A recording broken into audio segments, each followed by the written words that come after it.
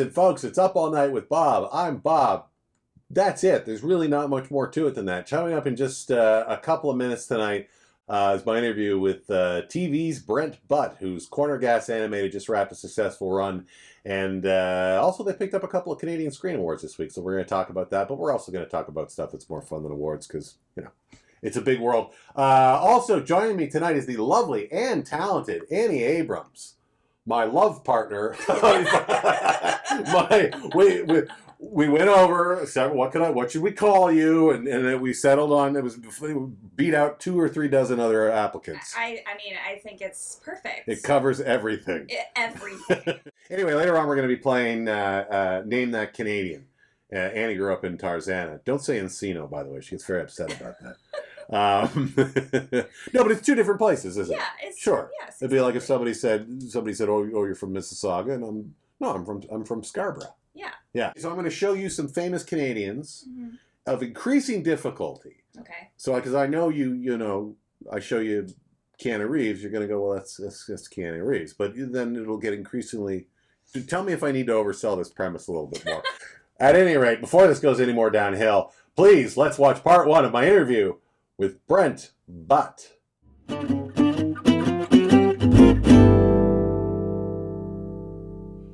Folks, my guest tonight is one of Canada's most beloved and recognizable stand-ups and TV personalities.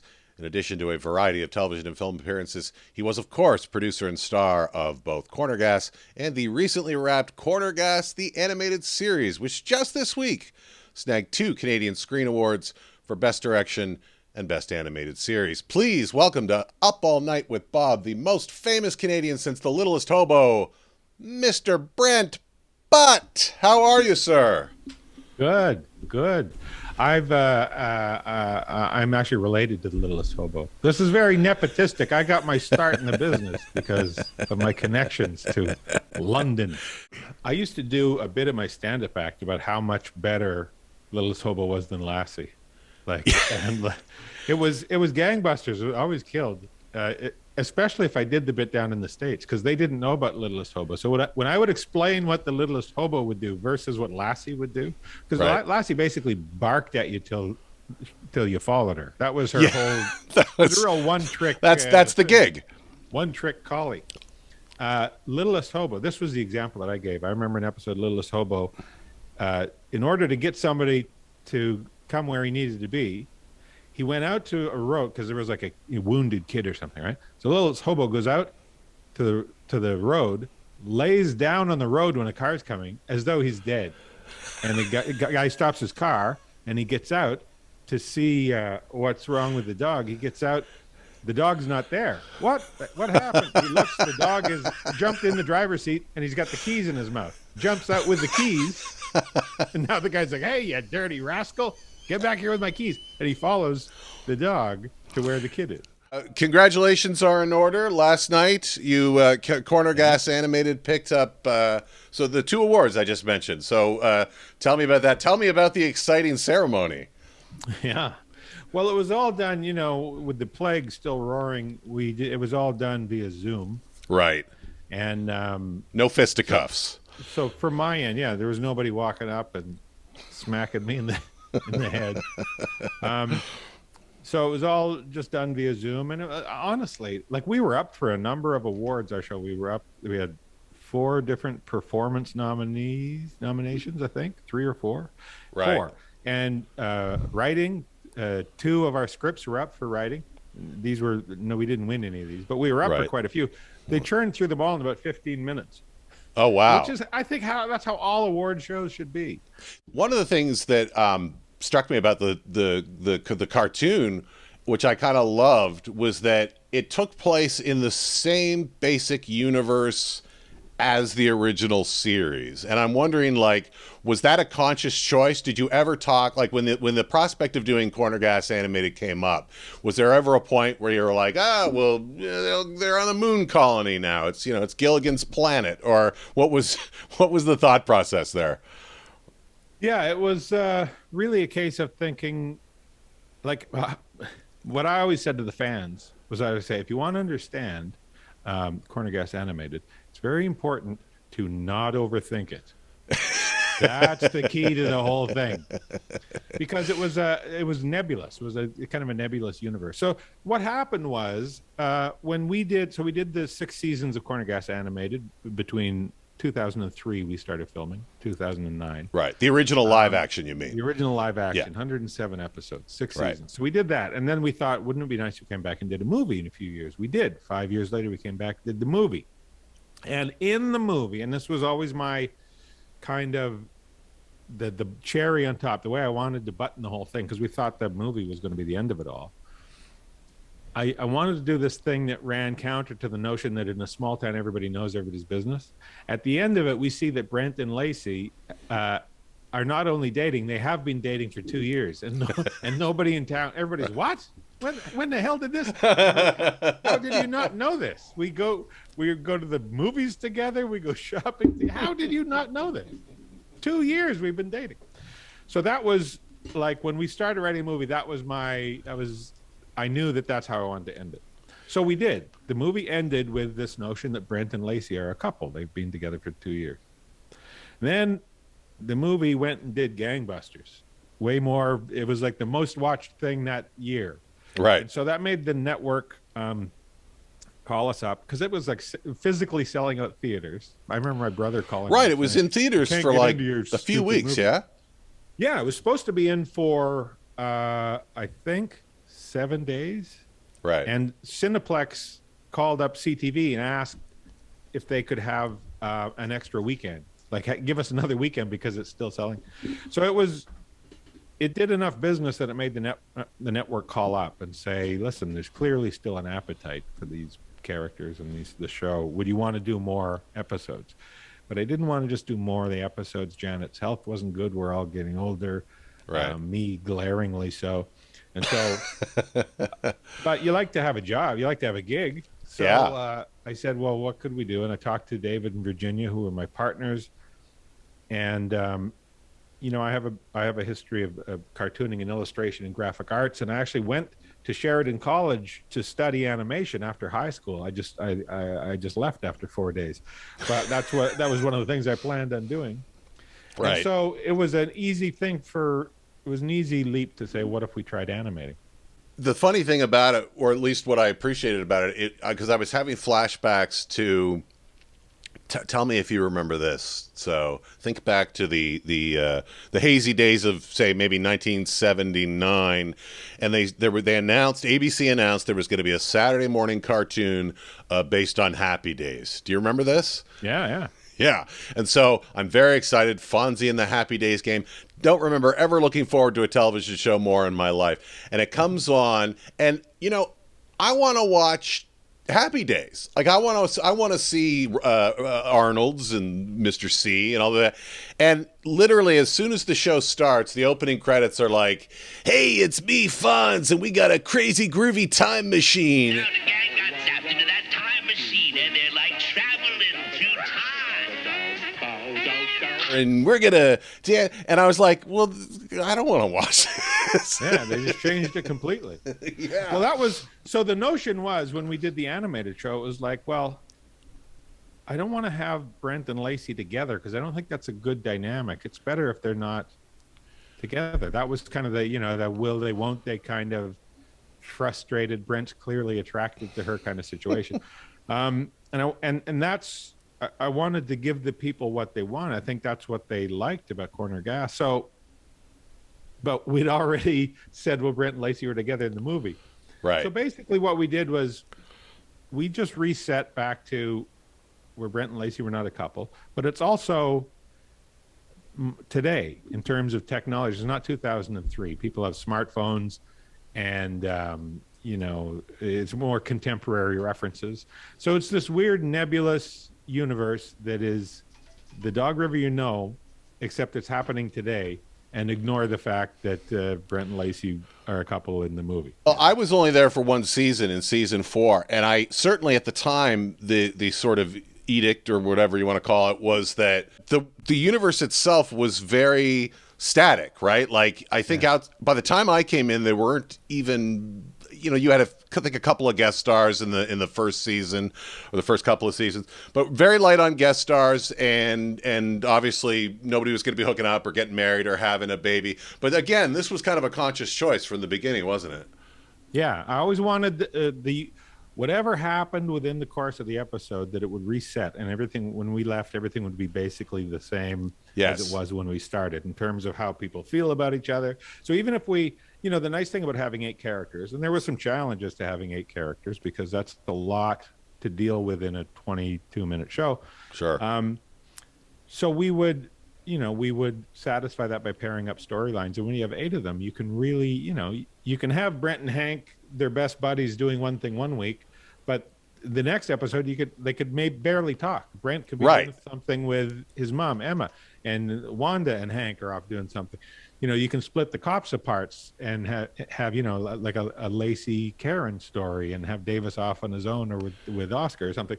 So that was one of the strengths. There's pros and cons to everything. Having 8 characters in 22-minute show is a challenge, but the good thing about it was we had this constantly changing dynamic from week to week, and what they got up to in that episode sort of drove how they felt about each other in that episode, but we always reset by the end of it. Yes, they were back to where they were. Yes. And that was kind of the philosophy, because the overall theme really was that not much changes in these little towns, right? And so that was just kind of the theme of it. Well, that was, I think, one of its strengths, and you probably know this if you've had any conversations with television executives in the last couple of years. The idea now is there's no such thing as resetting to status quo at the end of the episode. You've always got to have these kind of long arcs. Each season has to have its own self-contained arcs. But, geez, yeah, as a viewer and I think even as a writer, it was just always my instinct, because of the shows that we grew up on. Yeah, I think that's a big part of it.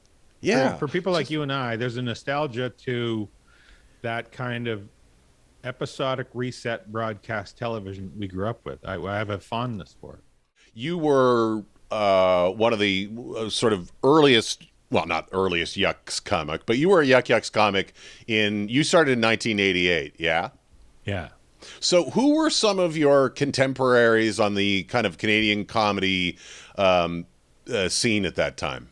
Who were you? Who were the guys you were starting out with? And I think I know who some of them are, but I maybe not all. Who was I starting out with? Guys like Jamie Hutchinson, and Chris Finn was a little bit ahead of me.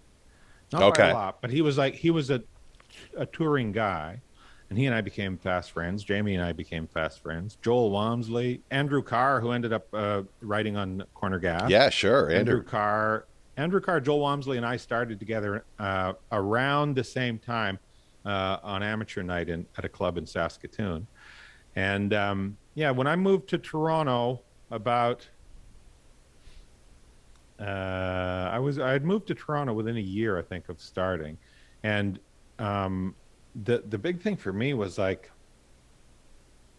guys who had been doing it 10 years. I remember this notion that, man, this guy's been doing it 10 years. So you had these guys like Lawrence Morgenstern, who just passed away. Such yes. funny, like I was going to ask you about him. Fastest mind I've ever known. And Larry Horowitz, who I used to study because there was never anybody who better at the notion of making it seem like he just thought of this joke that he's said for 10 years. Right. He had the magic ability, and I was agog at his ability to make it seem like he was just thinking of this, better than anybody I've ever seen. And Mike MacDonald had just left, and then he came back to do Mosquito Lake, and he and I became good friends. And I used to that's right. Were you on Mosquito Lake? Did you ever appear on that? No. Oh, that was Redican, and yeah. Yeah. My beef with Mosquito Lake, and I used to tell Mike this, and when the ratings weren't doing well, Mosquito Lake, and he was frustrated by it. He kind of wondered why, and I told him what I thought about it, and he was like, "Where the hell were you? Why couldn't I?" Because for my money, it was all ass backwards. Yeah. They took Mike MacDonald, one of the funniest guys that the country has ever seen. Yes. Make him the straight 100%.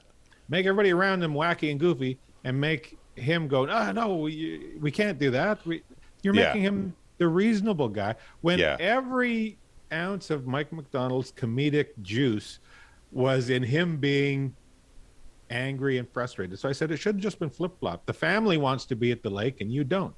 Right. Instead of you want to be at the lake, because there you Yeah. are at the lake, and the Yeah. family doesn't want to be there. Now you're hilarious when you're complaining. Make it the scenario. You should be the one complaining. And he was like, I didn't. Sadly, the news came too late. Well, so half a season too late. was the show already off the air by that point? No, but it was, it was looking like it wasn't going to get picked up. Yeah. Poor Mosquito Lake. It did become, and I feel like, and I was just still in, going to university, but I remember it as it became kind of a punchline for an unsuccessful sort of Canadian comedy, sort of the Trouble with Tracy of its day. But fairly or not. Yeah, no, you're right. I mean, that did kind of become the thing. And show business is pretty notoriously they love to tear the head off at their own. Yeah.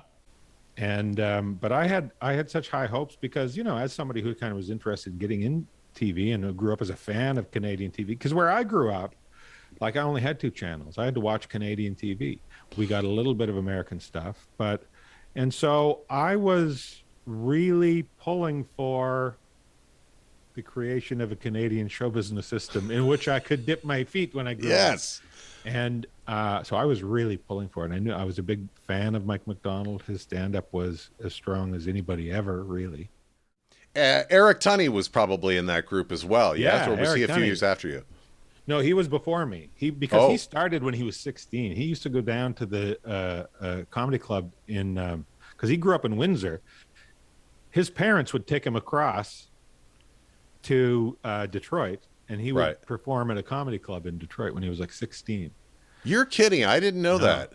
He was so I used to bug him about having no frame of reference as to how actual adults live in the world, because he was like just greasy nightclub comedian from the time he was 16. So anytime he would complain about something, I would say to him, well, actually, real people in the real world. He'd get very frustrated about it. But Well, man, I knew him. Funny. I didn't know him personally. I met him a couple of times, but he, locally in Toronto on the Rogers Cable Access channel, he was the original co-host of Ed's Night Party with Ed the Sock. And he was kind of the perfect foil. And for those who don't remember Eric Tunney, he was always very, by this point in his career, very tall man, always very nattily dressed, had a suit. Dapper. Very dapper. Wax wax in his hair. Yep. Cigar going. Yeah. He always Real looked kind like of he a just stepped throwback. out in 1951, Yes. Yeah, he looked like Ernie Kovacs without the mustache, kind of. That's exactly who yes, that's a perfect analogy or comparison. And he's one of those comics that, every stand-up who knew him, you could just sit there all day and just do Tunney bits. You could just go, Tunney had a bit about, Tunney did a joke about, you could do that all day with Tunney bits. Who were the guys? So you were watching Late Night with David Letterman. What year did you discover the show then with the delay, the Tisdale delay? You'd be like 82, 83, something so like that. Early on in the run. Yeah. It wasn't like you were coming in like 88 or 89 or something. Who were the guys that you were seeing there or elsewhere on Carson? Like, who were the guys who you thought, or at least spoke to you, that was sort of in your voice? Like, if I were to hazard a guess, I'm going to guess at guys that I feel like you might have been a fan of at the time, and you tell me if I'm wrong. Are you ready? Sure, fire away. I've only got a handful. Jeff Altman. I was a huge fan of like 2 of his bits. Oh, okay. What was one of them? When he would imitate his father, being mad and shaky and trembly, well, I'll sink you like a 2-foot putt, buddy, like that kind of thing. Yeah. And just the weird thing about stuff up his nose. Right. So those are like the kind of the 2. And aside from that, he always seemed like a guy who was floundering through material. Like, what else? Robert Klein was still very active then. Were you a Robert Klein fan? I was, yeah. Robert Klein. And Robert Klein was one of those guys who was a huge influence on Tunney, speaking of Tunney. Tunney, yes. kind of idolized him. And but yeah, I was a big fan. I was a big fan of Robert Klein. And he was kind of, he was one of the first guys to just kind of do it. It wasn't like a bunch of jokes. It was observational stuff, and he would talk about things he'd seen on TV, or he was one. Yes. He was like Yeah, the guy he who was. revolutionized that style of stand-up. I think as a kid, at least before I heard Carlin, and I brought home a George Carlin album when I was 11 that my mother remarkably let me keep, but she wasn't thrilled about it. But before that, it was really Robert Klein. I don't know what in his material kind of spoke to an 8 or 9-year-old, but I just remember thinking he was one of my kind of early favorite comics. Yeah. David Steinberg, were you a fan of his stand-up? Very much, but not so much of his stand-up. I didn't see much of his stand-up. I was a fan of his from the David Steinberg show. Right, which was a... Yeah, it was sorry, go ahead. Sketch variety show kind of thing. Mm-hmm. And I loved it. I thought it was a brilliant show, and it really it launched the careers of like Candy and Flaherty, like a bunch of the SCTV guys. And I was such a big fan of him in that show, and then later, to see what he did in terms of directing and everything, I became a big fan of him, and he was just kind of like a comedic icon to me. And then when I moved out to Vancouver, I think I was here maybe 2 or 3 years, and I got an audition for a TV show called Big Sound. They had a character in this one episode called Greg Evigan. Called Dumb Todd. Yeah, Greg Evigan was in that show. And so I auditioned for the part of Dumb Todd, and I got the part, and it was just in this one episode. But it was a funny character. He was just a guy who just doesn't get stuff. Even like during the course of him being fired, he's kind of like, so what time tomorrow? That kind of guy. Yeah. It was a funny character. And anyway, and David Steinberg directed it. And when we were done that episode, this is one of the high points of my life. Oh my when God. we were done that episode, because the crew was like having a hard time not laughing at the scenes that my character was in, because it was really well done, well written stuff. And so when I was finished shooting my stuff, I think I was in 2 or 3 scenes that episode. When I was done, David Steinberg came over, and he shook my hand. He said, "That was just great. That was really funny. We'll see you again." And I said, I sure hope so." And he said, No, it's going to happen. I've already talked to the producers. We're writing you in some more." Oh, and wow. I said, "Really?" And he said, "I learned long ago, when you find laughs like that, you hang on to them." Oh my gosh. And that was, man, I was floating for like a month. Yeah. And then sadly, the show got canceled a few months after that. But I did make my character made one other appearance in it. The reason I thought of those guys, by the way, was because not that your comedy is necessarily similar. It shares some similarities, but I was listening to the show that you did with Mark Maron a couple years back, and I hadn't really thought about this before, but I think it's very true, having been a fan of yours and seen so much of your stand-up, is that you're kind of baffled and flummoxed, but rarely pissed off.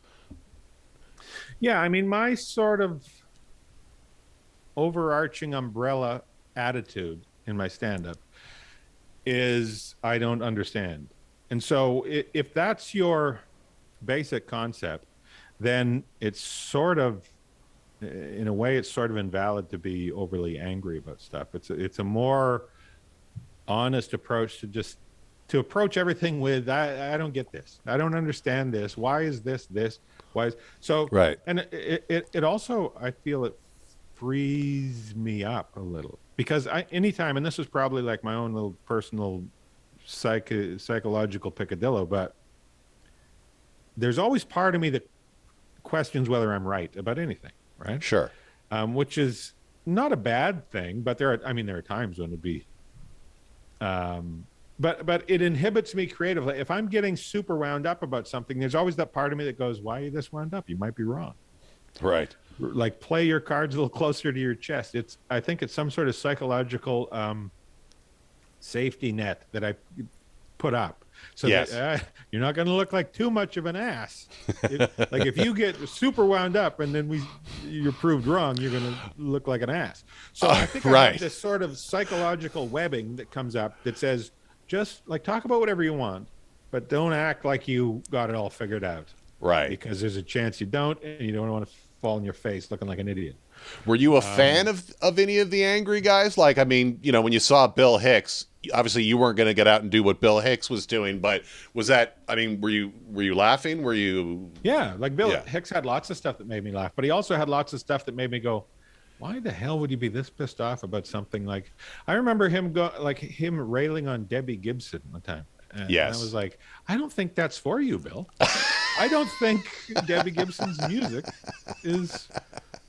So I was never like, there are some guys that, their default is just be angry about everything. And at a certain point, they're complaining because ice cream doesn't have enough vitamins in it or something. You're like, well, right. Why do you, like, it's not supposed to have. So no. So, it's ice cream. Right. But but that's not to say, like, complaining about something is an excellent launching off point for comedy. And internally, I think that's where I come from a lot of times. But and sometimes I'll come up with my best stuff from a point of complaining. But by the time I shape it into, like, I sort of cull the comedy from it, and I couch it in a more palatable delivery, which is I don't understand, as opposed to what the goddamn thing that's wrong with us. It's like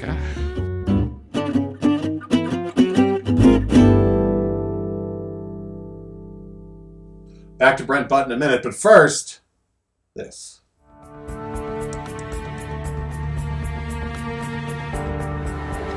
Hey, how old are you now? 42. Yeah, well, don't be too cocky. Time's coming for you, my friend. Time is coming for you. Yeah, I really don't think about it very much. You're going to be 50 in like 8 years. 50 is the new 40. It doesn't work that way. I'm sure I've heard people say that. Yeah, but they don't mean the new 40. They mean the old 40. What's the old 40? Well, you know how they go, 40 is the new 30. 30 is the new 20, and 20 is the new 10. I'm not sure 20 was over the new 10. 20 is 40 was supposed to be fun, like 30. But when they say 50 is the new 40, they don't mean the new 40, the one that's like 30. They mean the old 40. Which is what? It's really just like 40. Well, so what's 50? 50 is 50. Eventually you go back to the blackness from which you sprung, and in 100 years nobody remembers you.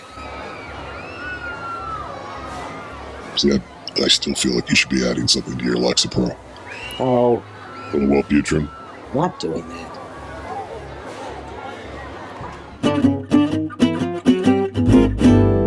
And now it's time to play our recurring segment, 20-ish questions. Number 1.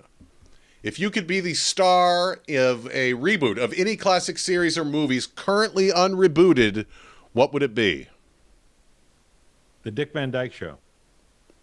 Perfect. Jerry Lewis or Don Knotts? Don Knotts. Thank you. This one could be controversial because I feel like we've had this conversation. Dean Martin or Frank Sinatra? Dean Martin is, and here, let me say this. I think Frank Sinatra was the better singer, but Dean Martin was my favorite singer. Right. And I just think he was probably less of an a-hole. I think that's 100% true. And I've read stacks of Sinatra biographies, fewer Dean Martin biographies. But I have to say, as the years have gone on, and I've been a massive Frank Sinatra fan since a surprisingly young age, maybe in my early 20s at any rate, I've kind of switched on that a little bit myself. And certainly as a personality, I feel like Dean Martin, he was just cool. And Sinatra was not really cool. Sinatra was very hot. Yeah. Yeah. Yeah. I think Sinatra operated from a place of, I always have something to prove. I got to stay the king. He was like that real kind of Caesar. And yeah. Dean Martin was just more like, hey, isn't this fun? Right. It's a blast, Janet Wright, this is interesting. The late and great Janet Wright, who played Emma Leroy, your mother, on Corner Gas, a lovely woman who I got to know a little bit on my brief time there, appears in a Robert Altman movie. Which one was it? Oh, and I'm just blanking on the name of it now. Yeah, I'm not going to be able to come up with it. No, that's okay. But it was McCabe and Mrs. Miller. Yeah, McCabe and Mrs. Miller. Which I guess... And she was nude in that. Oh, was she? Yeah. Oh, I've forgotten that. I got to go back and look at it again. I saw it again about a year ago. It's unbelievable, that movie, how good it is. But they shot it in Alberta, and you know who else was in it? Was Wayne Robson. Did you ever meet or work with Wayne Robson? I don't believe so. No, he was an older guy. He played Mike Hammer on the Red Green Show. And he had great stories of working with Robert Altman because he was in, not only was he in McCabe, and these are small parts, but he was in McCabe and Mrs. Miller. I think he was in Buffalo Bill and the Indians. He was in Popeye. He had great stories about going to Malta with Robert Altman and briefcases full of drugs and just amazing stuff. But yes, Janet Wright. When was the last time you spoke to her prior to her death? Were you seeing her still fairly regularly? Not fairly regularly. Her health wasn't great, and the last time I saw her was she'd come into. We had just sort of broached the notion of doing this animated version of the show. Right. And she loved the idea of that because her health was kind of preventing her from doing more. Even by the time we did the movie, we wrote in her in a scooter. We wrote that we created a reason to have her testing out this scooter. Right. So that we could actually have her on a scooter. And so she was excited about the idea of the animation because she could come in and do the whole thing seated. And, she had COPD pretty bad. And so we could do her recording in chunks and things like that. Animation was really lending itself to letting her work, which, acting was in her blood. Yes. So she was excited about that. But then the wheels came off before we could get that up and running. Yeah. Who was the first premier of Saskatchewan? First premier Mm-hmm. Saskatchewan. So it would be 1905. Yes. I didn't know this until 2 hours ago, by the way, so I'm not. But I know. Thomas Walter Scott. That son of a bitch owes me Yeah, $40. one has to go: Scotch, beer, or Old Dutch potato chips. Scotch. Oh, really? Yeah. I like Scotch, but I'm not a big Scotch guy. I like rye whiskey and I like bourbon. Scotch. I've only recently even got to where I can enjoy some scotches. There's something about the woodiness of it that I was never a fan of. Right.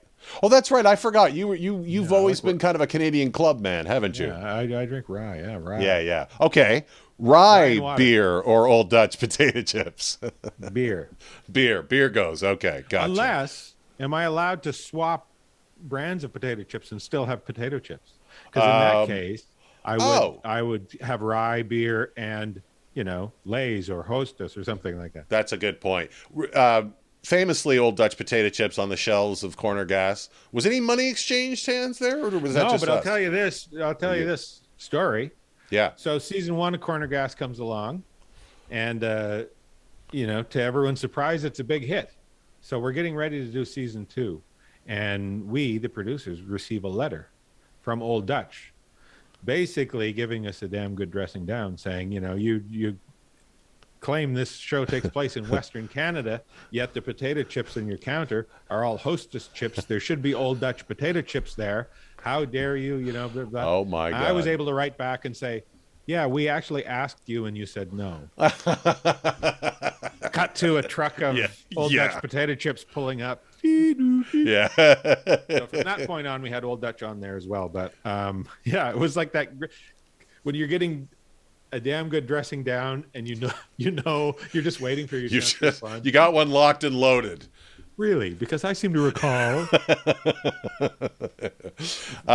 Your wife, Nancy, who played one on Corner Gas, of course, shares the surname with the actor. I want to be clear. She wasn't my wife I didn't know her from Adam when we cast her on the thing. Right. Yes. No.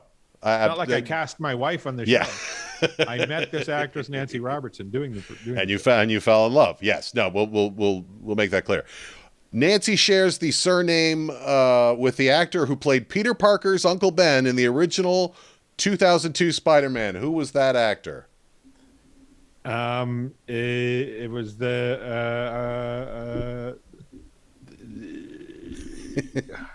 These are face and these are not easy questions. Cliff Robertson. Cliff Robertson. I knew Beep, it beep, was beep, there. beep, beep, beep, beep, beep. Craig Northey of Canadian band The Odds fame and Craig Northey fame famously recorded the theme to Corner Gas, still one of my favorite songs. What was The Odds' best charting single? Ooh, best charting single. Would that be Someone Who Is Cool? It is Someone Who Is Cool. Nailed it. Right. Hit number two on the charts in 1996. What a great song. What a great song and a great band and Great lyrics in that song. Someone great. Who's Cool. Yeah. Just Yeah. the lyrics, the description of the guy who's like seems cool but isn't. They had so many fun songs. Heterosexual. My favorite, Man. one of the lyrics that sticks out in that song is close but kind of meatless, like actors who play Jesus in movies of the week. Oh, that's right. Yeah. And he would, and it said, I'm the coffee, not the sleep. Oh, that's right. Not a lot going on, which is such a catchy, great song. Was that ever released as a single? It should have been. I feel Yeah, like. it should have been. So that was written by Craig Northey and Jesse Valenzuela of the Gin Blossoms. Oh, okay. I didn't know that. So when this opportunity for me to do this TV show came along, I reached out to Craig Northey because I'd always said to him, I was like a little pest. I was like, if I ever get a TV show, I'm going to come to you with music. And then I did. I got an opportunity. I came to him, and he was like, "Oh, hell, just like you said you would."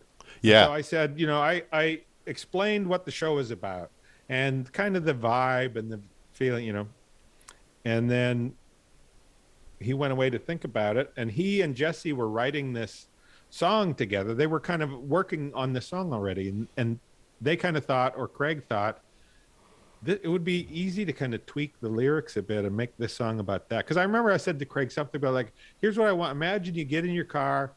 It's a beautiful day in the prairies, blue sky, and you got like a 4-hour drive ahead of you. And you just pull out in the highway and you crank the music. What are you listening to? And it makes you feel great. Yeah. And so they submitted 2 songs, not a lot going on. And they wrote an original song called My Happy Place based on something that we did in a couple episodes of the first season, but it didn't end up running or playing much in the show, where Brent would go to his happy place in his mind when things were bothering him. He would go to his happy place. In the Cousin Carl episode, he mentioned we see Brent go to his happy place. Yes, I think this had fallen away by the time I was there. Yeah, it wasn't a big part of the show. But at the time when I first pitched it, so they wrote a song called My Happy Place. And I liked that very much, too. And we couldn't decide between the 2 songs. And then I said, well, WKRP had a different opening and a different closing. Yeah. If it's good enough for them. I mean, if it's good enough for one of the best sitcoms of all time, surely we can. So we decided to take both songs. So the opening theme was Not a Lot Going On, and the closing theme was My Happy Place. Favorite stooge? Larry. I always felt he was underappreciated, and man, he was good at taking slaps.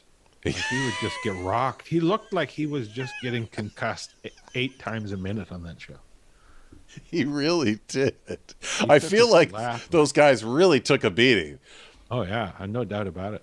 Yeah, number 13, Rockford Files or Columbo? This is a tough one, I think. Yeah, I mean, this is something I go back and forth on in my life. I'm going to say probably Columbo. I think Columbo has a slight edge in terms of constant entertainment value.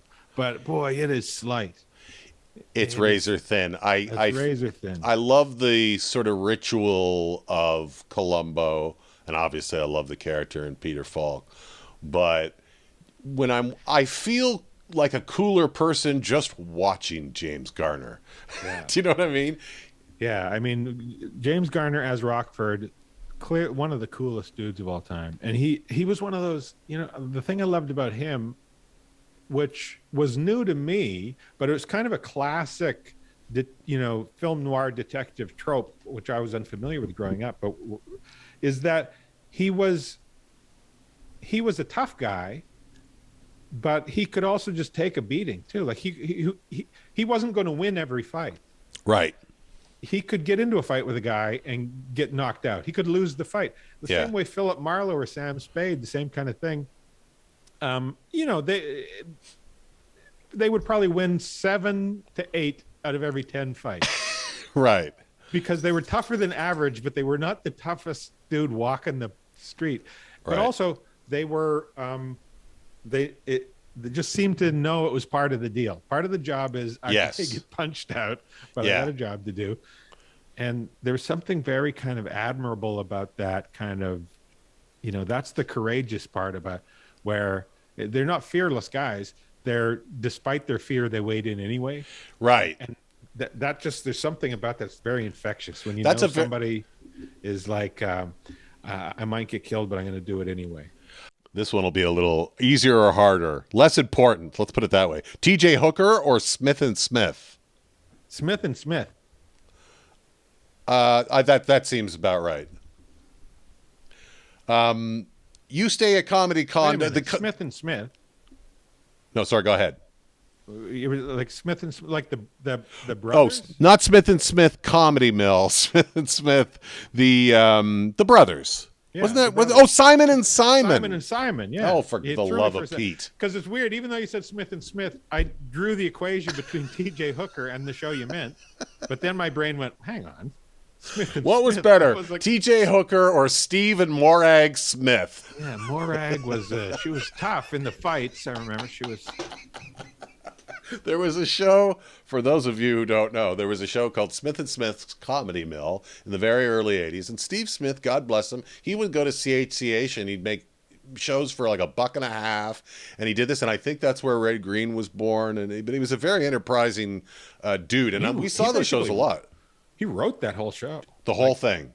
So that was one of the Canadian shows that I watched growing up. Right. And I was always blown away. Like he, you know... the stuff that he wrote and the amount that he wrote, the quality of it, like I was watching that going, man, this guy is something. The sheer volume of material. I was on Red Green for 5. Well, I was on staff for 3, and I was sort of consulting on either end of that. But you know, I was turning out 100, 150 scripts a year. Like these were 2-3 page sort of little Red Green sketches, but it just ate material because there were 8 or 10 different segments in each show, and then there were the handyman stuff, and then all the wraparound. And anyway, number 18, the Tragically Hip famously shot a cameo on Corner Gas. Do you remember anything about that? Did you have a chat with Gord? What did you guys talk about? Maybe you knew him a bit before that. I don't know. No, I forgot all about that. No, of course I remember everything about that day. That was one of the biggest days of filming. I didn't know him before that. I only knew who he was. Right. And we reached out, and they liked the idea of it. We pitched like kind of what the notion would be, because we were writing this episode where Brent and Wanda and Hank kind of decide to try and get their old band back together that they had in high school. And, where are they going to practice? We could practice in your garage. Well, don't you have some kids practicing and they're not? So that was the thing, when the idea would be like, wouldn't it be funny if we could get like a huge band like the Tragically Hip to be the kids that Brent's letting practice in the garage, and we got to go kick them out. And so we reached out, like we started, you start here would be our dream thing. And if we don't get them, then you start working your way down. And we just got our A-list Tragically Hip. They were like, yeah, we'll do it. Yeah. I could talk to you for an hour about that. I remember everything about it. I'll tell you this. This was so we had to film their scene, was first up in the day. So we're filming probably like 7:30 in the morning. And they were like practicing just to get, like, Gord was getting his throat warmed up, and the guys. So they were there practicing, and we all just had like a little Tragically Hip concert for the crew at like 7:30 in the morning, 7:30 in the morning. And also, I think we had probably 800 people on crew that day. Yeah. People I'd never seen before, ever. Were suddenly, oh, no, they got a broom. Supposed to be here. Everybody made call time that day. Final question. How many magnets are now? There's a fridge behind you. We're in the garage, but in the kitchen, how many magnets do you currently have on your fridge, if any? 0. Not a fridge magnet family. the fascia of our fridge is wood. Oh, fancy. But there is a magnet. Nancy's father had given her this ladybug magnet, and she used to have it on her fridge. And when we moved to the new house, it was just boxed up and just sat in the dark. And then one day I was looking for some particular doodad, and I was like, oh yeah, here's the ladybug. And I put it on the toaster. And so it's out in the world again. It's on our toaster, not on our fridge. Well, there you go. Now, finally today, I had an idea, and I have to. This will require a little bit of a setup, but on that. So this is 15 years ago. I was out there in Regina, and I discovered, and again, 15 years ago, before everything was available all the time, everywhere. You had I think a cassette of an early David Hasselhoff album called Night Rocker. And this was played, I believe, regularly at your poker games. Yeah, I found this cassette in like a bargain bin somewhere for like $2, and I was like, yes, please. David Hasselhoff Night Rocker. When am I going to walk by this? So, yeah, and the title track on that Night Rocker is a joy on so many levels. Well, it is, and we were talking about this just before we started, but like, I feel as though there came a time, and even by that time, because there was another Hasselhoff video out on YouTube, a new one, and it kind of struck me then that, the Hasselhoff's in on the joke now. But in 86 or 85 or whenever it was he recorded that, he's serious. Yeah, I am a rock star. And yeah, I mean, the song is just like, well, it starts off with woo. That's like the first thing you hear. Woo. And it's like this cheesy keyboard. Yeah. Well, we can't play it all about because him being a night rocker. We can't play it because we're on YouTube. But I was wondering if you would maybe perhaps just indulge me, and perhaps we could just do kind of a brief dramatic reading of some of the lyrics so people could kind of get a sense of what that is. Would you be up for that? Yes, I would be up for that. Do you have them in front of you? I do. I was just trying to think how many of them I could remember without looking at the actual lyrics. Oh, that would be good. We'll see how. This is, aside from starting with woo, which just locked me in. This very first line of just cemented. I'm on board. Okay. So it's city lights are coming on one by one. So are the stars in the sky. But now, if you heard the way he sang it, I don't know to what I can get away with singing. You can edit it out if you I think you're allowed to sing like a couple of notes. I don't know. City lights are coming on one by one. So are the stars in the sky. 3 syllables, the sky. We're saying goodnight to the setting sun. That's where the new world comes alive. Same kind of thing again. Well, now that's better. The lyrics that I found on the internet, is it New World? Because the lyric on the internet is that's where now world comes alive, which I thought I always thought it was to my ear even when better. I listened to it, always a New World, but maybe Now World All is right. maybe better. Do you know the chorus? I am the night rocker. I want to rock you all night long. If you know what I'm saying, I'm the night rocker. I want to love you in a song. It's a sweet lullaby, and I know you want to fly. So come on, let's fly away. Why? Because I am the night rocker. That's why. It's the only question that needs answering. It really is. And then the next verse is like he's trying to preempt any sass from anybody. But the next verse is, look, I don't mind the morning light. He's starting to backpedal a little now. Right. Sure. I don't mind the morning. I love it shining down on me. But there's something about the night. It feels so right, just you and me. That's all I'm saying. I'm not anti-morning. For No. God's sake. Look. It's just I'm not the morning rocker. You're talking to the night rocker. Of course I'm going to have a proclivity. Yeah. That was a delight. Thank you, sir.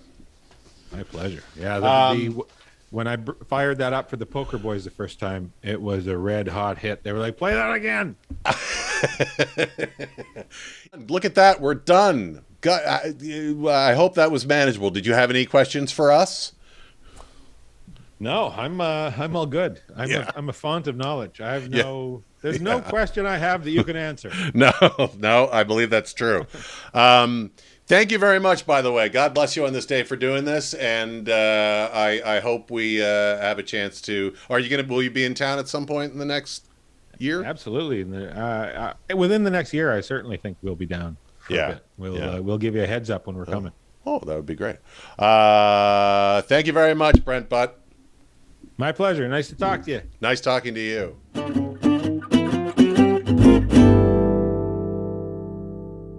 Before we go, we have our last new special segment of the night. And if this works, maybe this will recur. What do you think? Well, I'd love to recur. Well, wouldn't it be great? Yeah. We're going to play Name That Canadian. All right, first up, here we go. Who's this fella? Alan Thicke. Boom! Right out the gate. It'll get a little harder as we move on. I'm ready. Number 2. That is Seth Rogen. Yes! Canada's own Seth Rogen. All right, potentially a little more challenging. We're going to see who is this person. Oh, she's the singer Broadway star? Oh. Okay. Her name is Cassandra Menefee. That is Cassandra. And she is a star. I'm going to give you a hint. There's currently a mini-series out about her and her, if you will, love partner. Oh, is that Pamela Anderson? Boom! Oh my God. There you go. Pamela Anderson. Oh, I didn't know she was Canadian. She is. Well, that's why we play Know Your Canadian. Well, yeah. I'm learning so much. This is very educational. There you go. Let me tell you something. People underestimate this show. They just think it sucks. But it's actually... All right, after that, maybe a bit of a gimme. I don't know. Here we go. Oh. I don't know. Well, think it's Saturday night. It's live. Oh, it's Lorne. I like that you went from I have no idea who that person is to oh, it's Lorne, like you're on a first name basis. Of course. How did I not? It all of a sudden just came to me out of a misty fog. You're like texting Lorne, you're not going to believe what just happened. It's so funny. LOL. That is Red Green. Oh my God. I did not. No kidding. I didn't expect you to get that one. Well, but you wrote on the Red Green show. Well, I did, but I Rob didn't think Sheridan. you'd ever actually looked at it. What? You showed me so many episodes. Jesus Christ! Can you imagine? It was part of our courtship. I made Annie watch 5 seasons of the Red Green show. It was very funny, and you played a cop on one of the. I did. I had a cameo one time, an uncredited, if you will, cameo. You were fantastic. You really embodied. You really truly embodied that. I did. That cop. I'll see if I can find some tape. You know who was actually? It's funny because the guy who I was playing opposite, in that sketch, and all of our scene work together. It was Wayne Robson, and of course Brent and I were just talking about the late great Wayne Robson. You know, and I just realized that he has one red suspender, one green suspender, and I assume that is on purpose. Yeah, I guess so. All right, here we go. I think you're gonna get this one. We've seen him. We've seen him recently. Wow, I'm just.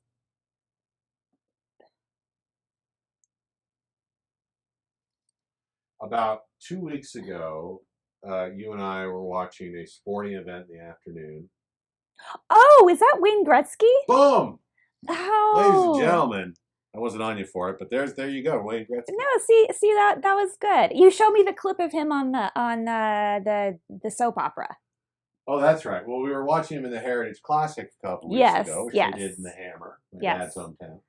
And Wayne Gretzky was doing play-by-play. Apparently, he's doing it quite a bit. He's I think he's fantastic. Oh, he was well, really not good. play-by-play. Sorry, he's doing color, but a lot of great hockey stories and stuff. I did not know until that day that he was Canadian. Is he a singer? He is not a singer. Is he a government man? He is not a government man. I really don't know who that is. No, maybe, I don't actually. Give me one clue. Give me one clue. Cagney and Lacey. Have you ever heard of Cagney and Lacey? Yes. Okay. Anyway, he was on Cagney and Lacey, but he was also famously he was the King of Kensington, which was a sitcom. Oh. And it took place in Toronto's Kensington Market, and he's the king. And there's a statue of him in Toronto, which was recently defaced and made to look like the Joker, I think. Oh no. Kids today. Well, who is he? He's an actor. Well, what's his name? Al. Oh, did I not say? No. I'm sorry. It's Al Waxman. Oh. Yeah, that's all right. You wouldn't know Al Waxman. He's been dead for some time. Oh. But kind of a Canadian legend of sorts. But I didn't expect you to know. And this isn't a slight against Al. If you grew up in the Cagney and Lacey years, and that's often how that generation is defined, the Cagney and Lacey generation, then you would know Al Waxman. But obviously, if you're a girl from Tarzana, I didn't want to say it. And that's how we play. Name That Canadian. Folks, that's the Up All Night show. I know it didn't go on all night, but names don't really necessarily have to mean anything. They're just kind of words. And also, I want to thank Annie Abrams, my beloved. I don't want to say it again. I'm not going to say it. Love partner? My beloved love partner. The love partner. Lo these many 18 years. Mwah!